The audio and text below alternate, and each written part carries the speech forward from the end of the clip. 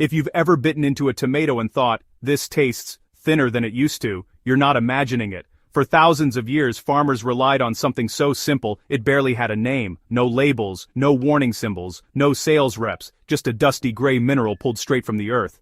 And here's the wild part. Crops grown with it often produce larger fruit, stronger plants, and deeper flavor, without synthetic fertilizers. So why did we abandon it? And more importantly, should we bring it back? Welcome back to Soilpower. Today we're digging into the forgotten mineral that quietly built fertile civilizations, and how you can use it right now in your garden.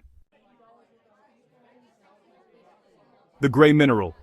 Our soil is starving for. That gray mineral isn't mysterious at all. It's rock dust, often basalt, granite, or glacial rock flour, finely ground stone packed with trace minerals. Before industrial agriculture, soil fertility wasn't measured by NPK numbers. It was measured by results, crop size, resilience, and consistency year after year. Farmers understood something we largely forgot. Plants don't just need nitrogen, phosphorus, and potassium. They need dozens of trace minerals to fully express their genetic potential. Calcium for cell structure, magnesium for photosynthesis, silica for strength, iron, boron, zinc, manganese, each playing quiet but critical roles. Rock dust provided all of it, slowly and steadily. Let's clear something up. Rock dust doesn't feed plants the way chemical fertilizers do. Instead, it feeds the soil system that feeds the plant. When you add finely ground rock to healthy soil, microbes and fungi go to work. Acids released by roots and microorganisms slowly dissolve minerals from the stone. Those minerals become available over time, not in a quick spike, but in a sustained flow.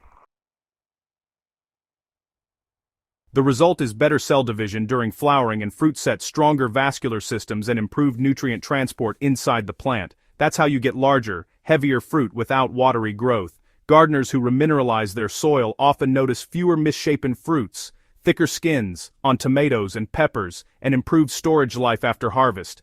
That's not magic. That's mineral balance.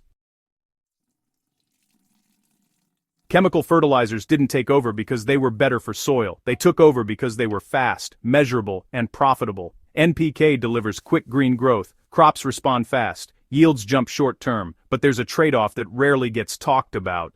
Synthetic fertilizers bypass soil biology. They don't rebuild mineral reserves. Over time, trace minerals get mined out by repeated harvests and never replaced.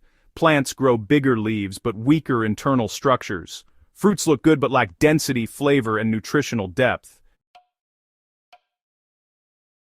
This is why farmers end up applying more fertilizer every year just to maintain the same yields. The soil becomes dependent and exhausted. Rock dust works the opposite way. It's slow, subtle, but cumulative. You don't have to rely on old farming lore alone. Modern trials and real-world gardens consistently show that remineralized soils produce crops with higher brix levels, a strong indicator of nutrient density. Higher brix correlates with better flavor, improved pest resistance, and stronger plant immunity. In practical terms, that means fewer aphids, less fungal pressure, and plants that recover faster from stress. Experienced gardeners often notice that after 1 or 2 seasons of rock dust application, plants simply look different. Thicker stems, deeper green leaves, fruit that feels heavier in the hand. That's the soil rebuilding itself. So, this is where things get practical. Rock dust is not a replacement for compost, it's actually a partner.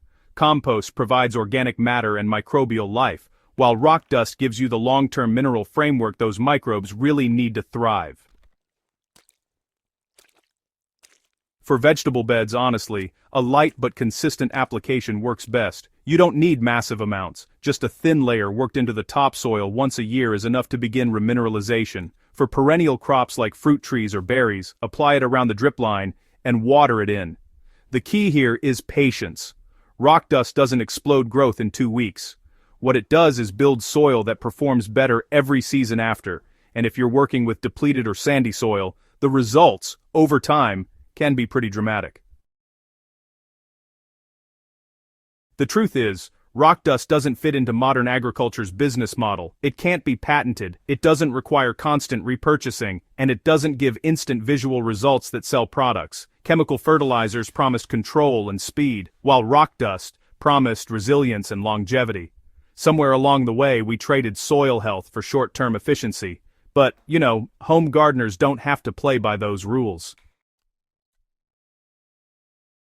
The Soilpower approach is all about building once and harvesting for years. At Soilpower, the goal has always been simple: build soil that, honestly, just gets better with age. Rock dust fits perfectly into that philosophy. When you remineralize soil, you're not just chasing growth.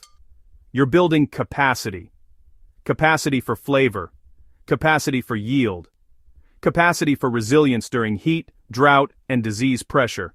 This is why, gardens managed this way often outperform chemically fed gardens during tough seasons. The soil itself becomes the buffer. That's real power.